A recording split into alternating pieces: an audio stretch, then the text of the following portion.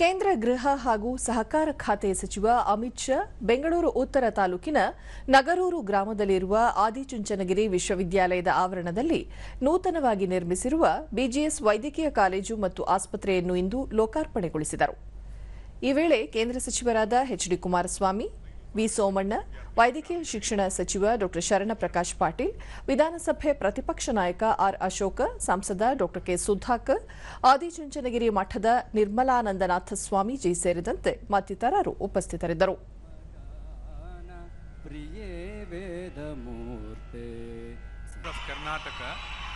A statement known for his simplicity, sincerity and deep.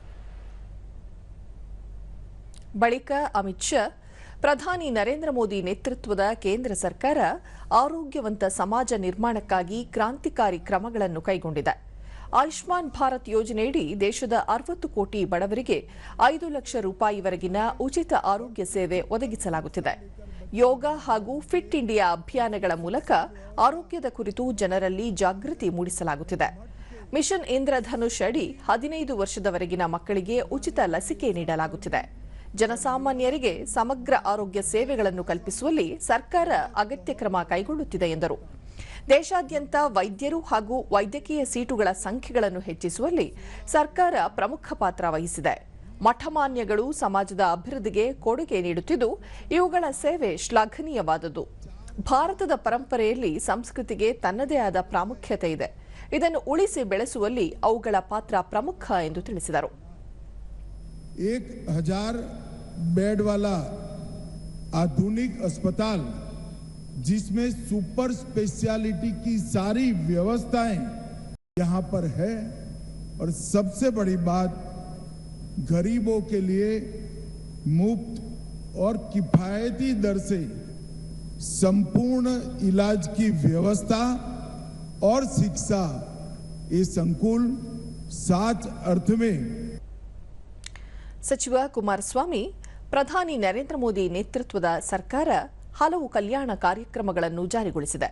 ಪ್ರಾದೇಶಿಕ ಮಟ್ಟದ ಸಮಸ್ಯೆಗಳನ್ನು ಹಂತ ಹಂತವಾಗಿ ಬಗೆಹರಿಸಿಕೊಳ್ಳಲು ಆದ್ಯತೆ ನೀಡಲಾಗಿದೆ ಎಂದು ತಿಳಿಸಿದರು. I promise our Kannadigas, whatever issues are there in the Karnataka, several issues, we are going to solve it one by one. I promise Honorable Prime Minister and Amit Shah ji, Home Minister, they will going to support Karnataka and Kannadigas. I am very grateful to them. Sharanprakash Patil, ವೈದ್ಯಕೀಯ ಶಿಕ್ಷಣದಲ್ಲಿ ರಾಜ್ಯ ಉತ್ತಮ ಸಾಧನೆ ಮಾಡಿದೆ. ರಾಜ್ಯದಲ್ಲಿ 24 ಸರ್ಕಾರಿ ಹಾಗೂ 70 ಖಾಸಗಿ ವೈದ್ಯಕೀಯ ಕಾಲೇಜುಗಳಿದ್ದು ಗುಣಮಟ್ಟದ ಶಿಕ್ಷಣವನ್ನು ನೀಡಲಾಗುತ್ತಿದೆ. ಎಲ್ಲ ಜಿಲ್ಲೆಗಳಲ್ಲಿ ಸರ್ಕಾರಿ ವೈದ್ಯಕೀಯ ಕಾಲೇಜು, ಕ್ಯಾನ್ಸರ್ ಆಸ್ಪತ್ರೆ, ಸೂಪರ್ ಸ್ಪೆಷಾಲಿಟಿ ಆಸ್ಪತ್ರೆ ಸ್ಥಾಪಿಸುವುದು ಸರ್ಕಾರದ ಗುರಿಯಾಗಿದೆ. ಈ ನಿಟ್ಟಿನಲ್ಲಿ ಕಾರ್ಯನಿರ್ವಹಿಸಲಾಗುತ್ತಿದ್ದು, ರಾಜ್ಯಕ್ಕೆ ಮತ್ತಷ್ಟು ವೈದ್ಯಕೀಯ ಕಾಲೇಜು ಮಂಜೂರು ಮಾಡುವಂತೆ ಕೇಂದ್ರಕ್ಕೆ ಮನವಿ ಮಾಡಲಾಗಿದೆ ಎಂದು ತಿಳಿಸಿದರು. Participation in professional courses was one of the best decisions taken by our leaders.